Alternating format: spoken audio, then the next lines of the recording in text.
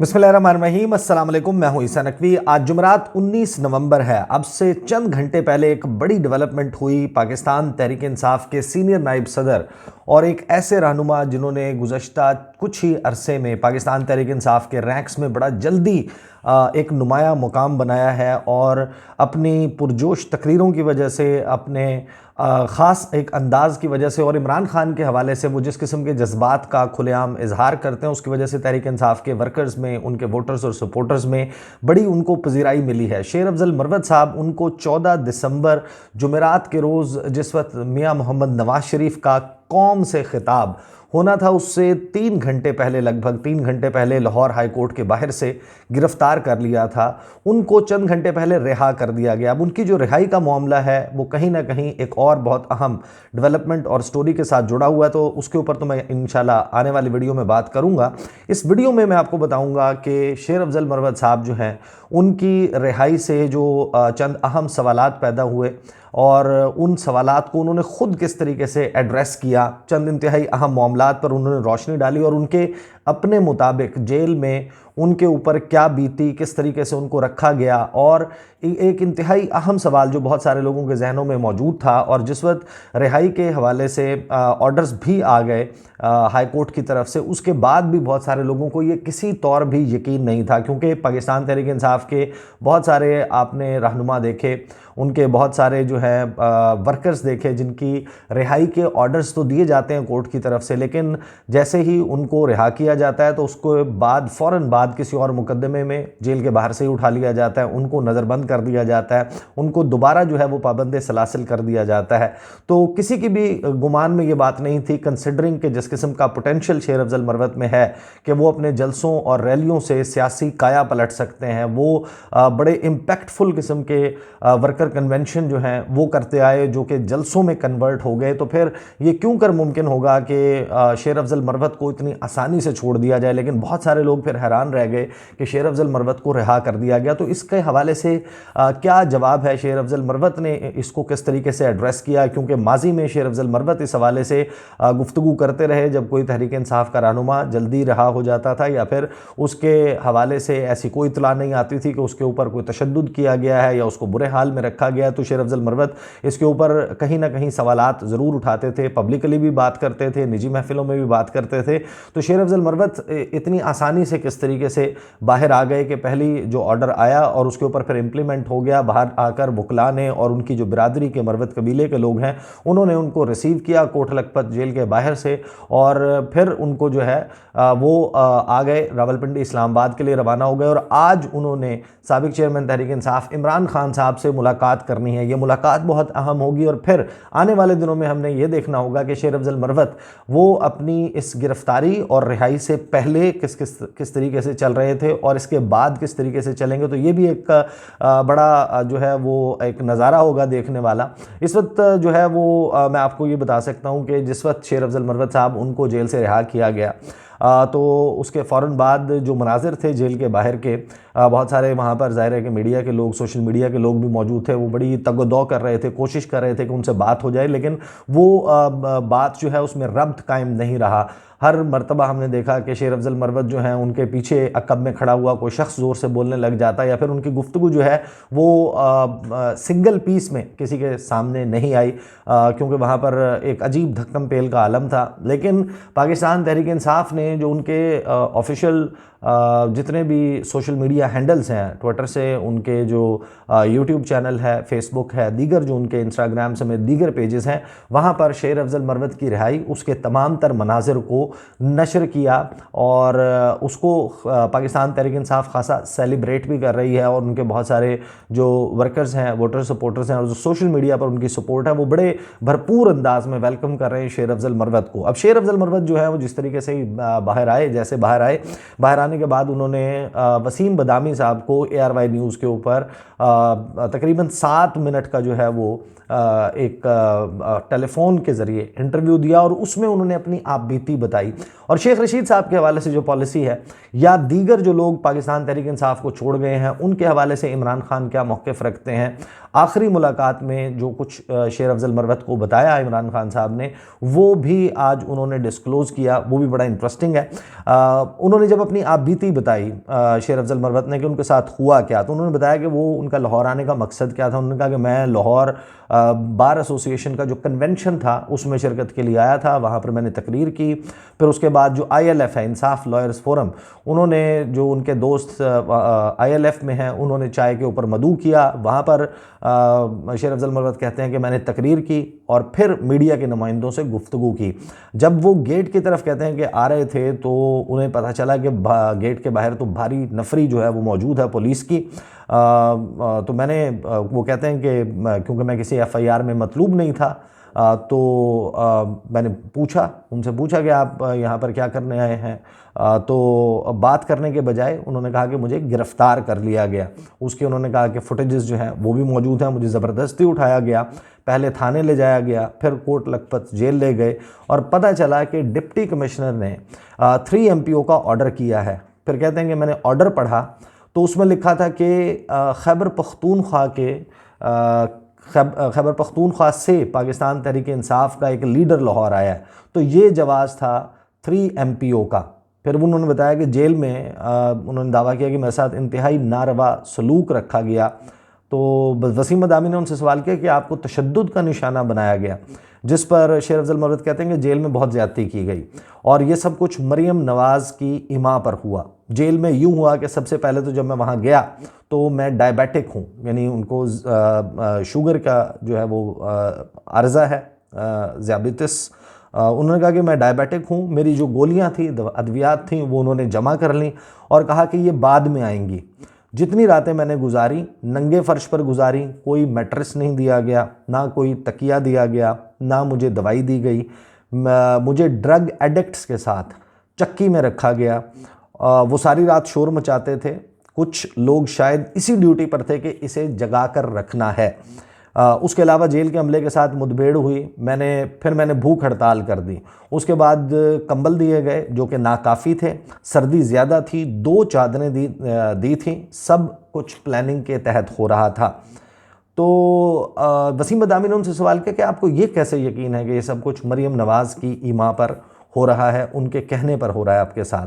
वो कहते हैं कि ये उस दिन से जारी है। शेर अफजल मरवत कहते हैं जिस दिन अफनान को चपेड़ लगी थी, उसके बाद मेरा घर गिराया गया, तो ये इंतकाम चल रहा है। वो नहीं चाहते थे कि मैं पंजाब आऊँ और जेल में फिर वो कहते हैं मैं वसूख से इसलिए कहता हूँ क्योंकि मुझे बार बार धमकियाँ मिली हैं।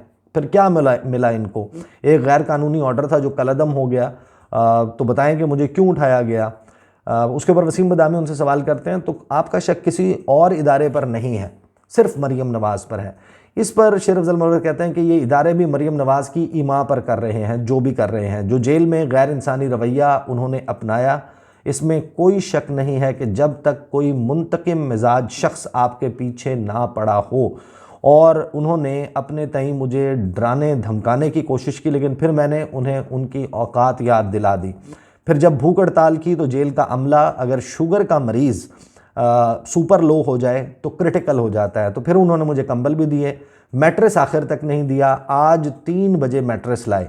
इसके ऊपर वसीम बदामी ने सवाल किया कि आपके बहुत लोग गिरफ्तार हैं, उनकी रिहाई के ऑर्डर आते हैं तो वो रिहा नहीं होते, आपके साथ ये अलग मामला कैसे हो गया? उन्होंने कहा अलग मामला नहीं हुआ। आज हाई कोर्ट में जज साहब ने पूछा था कि क्या किसी और मुकदमे में मतलूब है, तो पुलिस ने कहा नहीं। तो मेरे वकील सरदार लतीफ़ खोसा ने मुतालबा किया कि मुझे हाई कोर्ट में पेश कर दें क्योंकि जेल के बाहर से उठाए जाने का खदशा है। लेकिन तो उनसे पूछा वसीम बदामी ने तो क्या दोबारा गिरफ्तार करने की कोशिश हुई आपको जेल के बाहर से? उस पर शेर अफजल मरवत ने कहा कि नहीं, क्योंकि जज साहब ने पाबंद कर दिया था कि अगर कुछ हुआ तो अच्छा नहीं होगा। तो मुझे लेने वकला और मेरे कबीले के लोग आए थे क्योंकि हम किसी सूरत गैर कानूनी गिरफ्तारी देने के मूड में नहीं थे। तो उनसे सवाल हुआ कि क्या आपको ये खदशा है कि आपको दोबारा गिरफ्तार कर लिया जाएगा? उस पर शेर अफजल मरवत कहते हैं नहीं, अगर कोई गैर कानूनी गिरफ्तारी की कोशिश करेगा तो 2-2 हाथ करेंगे। साथ ही उनसे फिर यह सवाल हुआ कि क्या आप पंजाब में कन्वेंशन करेंगे? Now this is very important question considering Pakistan में अब इलेक्शन का शेड्यूल जारी कर दिया गया और मुख्तलिफ सियासी जमातें अब पंजा आजमाई करती हुई नज़र आएंगी, आपको मुख्तलिफ जलसे और कन्वेंशन करती हुई नज़र आएंगी। और पाकिस्तान तहरीक इंसाफ के बिलाशुबा जो ऑन ग्राउंड सपोर्ट है लोगों में, वो बड़ी हद तक बाकी जमातों के निस्बत कई गुना ज़्यादा नज़र आती है। मुस्लिम लीग नवाज़ उन्होंने 21 अक्टूबर को जलसा किया था। 21 अक्टूबर के बाद से मियाँ साहब ड्राइंग रूम्स में, एक ड्राइंग रूम से निकल के दूसरे ड्राइंग रूम में आपको नज़र आते हैं। वो आवाम में, अवामी राब्ते में इंटरेस्टेड नज़र नहीं आते। मरीम नवाज़ साहिबा ने निकल कर एक जलालपुर जट्टा में कन्वेंशन किया था, यूथ कन्वेंशन, और यूथ कन्वेंशन का आलम ये देखें कि अलीम खान का चैनल समा टीवी, उसने सिर्फ एक चैनल है उसके ऊपर उन्होंने दुरुस्त रिपोर्टिंग कर दी थी। तो आप अंदाज़ा लगाइए कि उसमें उन्होंने जो गुफ्तगू की कि मरीम नवाज़ साहिबा का जलसा जो है वो नाकाम हो गया, वहाँ पर लोग नहीं आए, तकरीर के दौरान जो आए थे वो भी छोड़ कर चले गए। और उन्होंने जो ऊपर से टॉप से उसकी जो फुटेज दिखाई, उसमें जो फासला था एक सफ़ से दूसरी सफ़ के दरमियान, लोगों की चेयर्स खाली पड़ी हुई थी, तो वो आलम है। तो दूसरी तरफ पाकिस्तान पीपल्स पार्टी वो कन्वेंशन कर रही है। उनके कन्वेंशंस में भी आपने देखा होगा कि सिंध में साइजेबल जलसा था उनका, जो कोयटा में था वो भी मुनासिब था, लेकिन खैबर पख्तूनख्वा में जो उन्होंने कन्वेंशंस किए हैं वहाँ पर कोई बड़ी तादाद नहीं थी। गुजरांवाला वाला जो है वो बड़ी हद तक बेहतर था, लेकिन उसमें हमने देखा कि कुछ लोगों ने ये कहा कि जनाब कमर ज़मान कायरा और नदीम अफजल चंद अपने साथ बंदे लेकर आए थे, लिहाजा आपको इतना बड़ा वर्कर कन्वेंशन नज़र आया। लेकिन फिर मैं नुसरत जावेद साहब का इसके ऊपर तज्जिया सुन रहा था। नुसरत जावेद ये कह रहे थे कि मैं तो कहता था साल 2022 से कि तोते अमन मोते अतू उस गली ना जा। अब इन्होंने जो कुछ किया है शहबाज शरीफ साहब ने, तो शहबाज शरीफ साहब को चाहिए कि मियाँ साहब को कहें कि आप घर बैठें आराम से, इलेक्शन किसी और को जीतने दें। और या फिर छोटे मियाँ साहब को ये चाहिए था कि वो जाकर बड़े मियाँ साहब को लंदन में ये मशवरा देते कि आपकी बस लेगेसी अब यही है कि हमने पाकिस्तान को डिफ़ॉल्ट से बचा दिया और अपनी सियासत को रियासत पर कुर्बान कर दिया, पाकिस्तान आने की ज़रूरत नहीं, यहाँ पर आपके लिए कुछ नहीं पड़ा। और नुसरत जावेद साहब के मुताबिक, जो कि लाहौर को और गुजरांवाला को बड़ी अच्छे तरीके से जानते हैं, वो ये बड़े वसूख के साथ कह रहे हैं, तवातर के साथ कह रहे हैं कि लाहौर हो, गुजरांवाला हो, ये अब मुस्लिम लीग नवाज़ का गढ़ नहीं रहे। तो अब जो सियासी मैदान सजा है यहाँ पर, शेर अफजल मरवत जो हैं वो उनका जब भी कोई जलसा होगा उसको ऑलरेडी यानी कि एक प्लस पॉइंट ये हासिल होगा कि वो चेयरमैन तहरीक इंसाफ नहीं है, वो बानी तहरीक इंसाफ नहीं है, वो अव्वल दर्जे की क़यादत नहीं है, वो न्यूक्लियस ऑफ द पार्टी नहीं है, वो एक आम से वकील हैं जिनको 6 माह पहले तक कोई नहीं जानता था, वो टॉक शोज़ में भी नहीं बुलाए जाते थे, उनको किसी कानूनी मामले के ऊपर राय के लिए भी कहीं आपने किसी बड़े चैनल के ऊपर बैठे हुए नहीं देखा होगा। तो अचानक एक शख्स जो है वो लोअर रैंक से उठकर इतनी प्रोमिनेंस ले लेता है, इतनी लाइमलाइट में आ जाता है। तो अब शेर अफजल मरवत का ये जो क्वेश्चन है, पंजाब में कन्वेंशन करेंगे, ये बहुत इंपॉर्टेंट है कि अगर शेर अफजल मरवत पंजाब का रुख करते हुए आपको नज़र आए तो फिर उसके मुतालिब दीगर भी होंगे, लेकिन जब भी मुवाजना होगा तो शेर अफजल मरवत का जलसा जो है, एक तो ऑलरेडी उसको एज हासिल होगा, दूसरा ये कि वो he has prove to be crowd puller, लोगों को इकट्ठा करने में वो बड़ी हद तक, बाकी भी हमने देखा कि इस तमाम वक्त के दौरान 2022 से ऑनवर्ड जब इमरान खान ने अपनी ये मुहिम चलाई, इसमें बहुत सारे लीडर्स ने तहरीक इंसाफ के ट्राई किया, मुख्तलिफ़ जगहों पर उनकी ज़िम्मेदारियाँ लगीं, इस्लामाबाद में लगीं, कराची में लगी, मुल्तान में लगी, पेशावर में लगी, लाहौर में, इन सब की जिम्मेदारियाँ लगी, लेकिन कोई भी शख्स जो है वो इकट्ठे नहीं कर सका बंदे, क्योंकि लोग इमरान खान के लिए इकट्ठे होते थे। तो इस एब्सेंस में ज़ाहिर है कि एक फैक्टर डिफरेंट है। शेर अफजल मरवत जो हैं वो वाहिद लीडर हैं जिन्होंने इतना साइजेबल क्राउड इकट्ठा किया, और अगर उसको फ्रीली करने दिया जाता है तो आप ये सोच सकते हैं कि आने वाले दिनों में शेर अफजल मरवत किस किस्म का सीन क्रिएट कर सकते हैं। खैबर पख्तूनख्वा में तो करेंगे ही करेंगे, जो कुछ वो पंजाब में करने का पोटेंशियल रखते हैं। तो उसके हवाले से जो उन्होंने अपने अज़ाइम बताए, उन्होंने कहा कि इंशाल्लाह ये कन्वेंशन और जलसे सियासी मौत बनेंगे इनकी।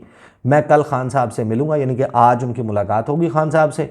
इलेक्शन शेड्यूल आ गया है, अब कोई जवाज़ नहीं बनता कि ये केयर टेकर हुकूमत किसी भी पार्टी के साथ कोई इम्तियाजी सलूक करे। उसके ऊपर वसीम मदामी ने उनसे सवाल किया कि क्या खान साहब ने आपको पिछली मुलाकात में कहा कि कोई भी बंदा जो पार्टी छोड़ गया है, चाहे वो शेख रशीद साहब हो या कोई भी हो, उनको टिकट नहीं दिया जाएगा, क्या ये बात दुरुस्त है?